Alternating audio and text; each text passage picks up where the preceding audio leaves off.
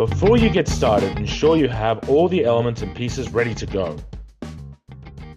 Keep all pieces on the timber board until they are required. Place the side panels around the motor, then attach them to the front and back pieces. Take the 4 circular pieces and place them on the pins located on each side of the motor.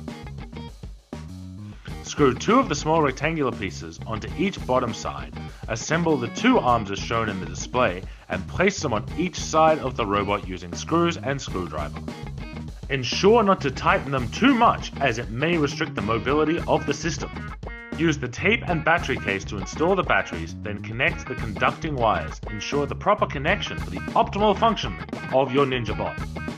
Finally, attach the feet parts to the body. Now your NinjaBot is ready to climb. Let the adventure begin!